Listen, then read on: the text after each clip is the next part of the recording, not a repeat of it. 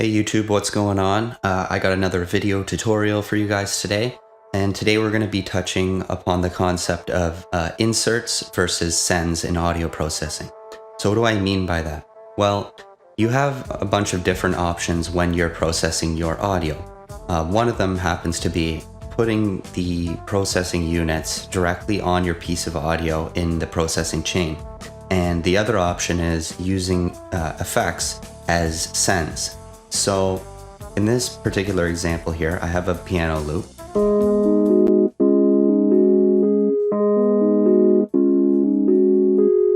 And currently I have this EQ8 sitting on the processing chain, cutting some of the low end out. And I have this Valhalla Vintage reverb, which is turned off right now.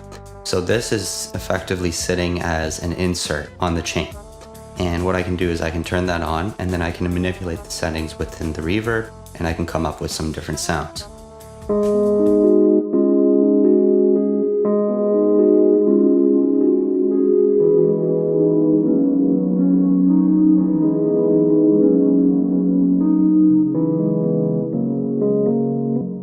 Right, so I'm using the mix knob in this particular situation to basically tell this unit how much of the wet signal I want versus the dry signal. So the dry signal is the unaffected signal, the unprocessed signal, and your wet signal is the actual reverb itself, how much of the effect you want blended in with that. So that's using the reverb as an insert. This is the same for delays, for saturation, for basically every plugin that's out there. You can use them as inserts or sends. Now we'll get on to the send portion of things. So I'm going to turn this off here. I'm going to flip down, and I'm going to go to this same Valhalla that I had in the insert, and I have it set up as a send here. So basically what I can do is, here's my sends right here, right? And I can choose using these dials here how much or how little of that wet signal I want to blend in. Now you might be asking yourself, well, how's that any different than what we just did before? Well, when you have an audio effect on your processing chain and you're adjusting the wet dry, you're telling it, I want this ratio of dry versus this ratio of wet. When you have it set up as a send, what you're actually doing is you're retaining complete 100% the original character of the piece of audio that you're working with, and then you're blending the reverb or delay or whatever the effect may be on top of that, the 100% wet reverb on top of that, or wet delay. So hopefully that makes sense. It's a little bit strange of a concept to try and explain, but it's really not that complicated, and it has some pretty interesting benefits. Well, both of them have their downfalls and their benefits. So I'm gonna just show you what it sounds like here, just using the 100% wet signal blended in with the dry signal here, using the reverb as a send.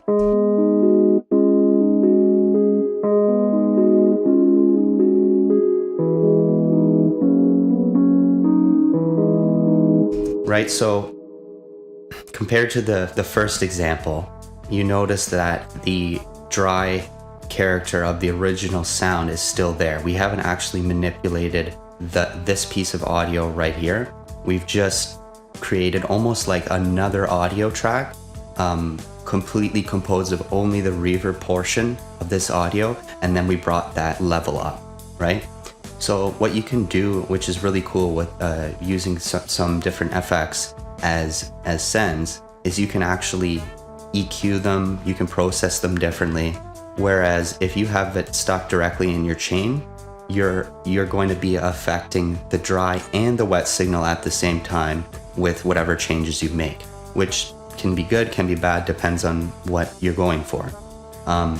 So like in this example, I can choose to have cut a lot of the low end out of the reverb here, quite a lot. And then what I can do after the reverb takes place is I can put, like, I don't know, a boost around a K or something like that. And what I'll be doing effectively is just affecting that particular part of the reverb only, not the dry signal. So now you have almost two different types of audio signals blended together, one with different characteristics.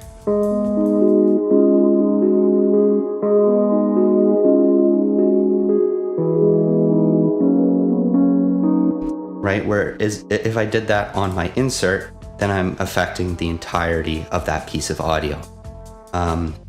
So yeah, that's kind of interesting. It's great for cleaning up low end as well, making sure things don't get too muddy that way. And you might be wondering, well, why would I ever use, a piece of like a reverb or a delay or something like that as an insert? Well, you might want to use it as an insert for creative purposes, right? You might have a section in the song where it's like, I want to just have the delayed portion of this piece of audio and I want nothing else. In that situation, an insert is a great choice. It's not so great when you start to have a whole bunch of these different plugins building up in your file, and you have different decay times, so it makes it a little bit difficult to keep things in one space, if that is sounding like they're in one space, if that's what you're going for. And also it takes up a lot of processing power, right? Like if you have 40 different reverb plugins set up as inserts on all of your track, your computer's going to have to run really hard to have every instance running, as opposed to having just a couple of sends that you can send all of your audio to each different one, and that way your computer only has to worry about processing 3 or 4 of those plugins. So yeah, hopefully that clears things up a little bit for you guys. If you have any questions or comments about this tutorial, please let me know. If there's anything you want me to touch on in future tutorials too, just comment and I'll try to get to it. Awesome, thanks.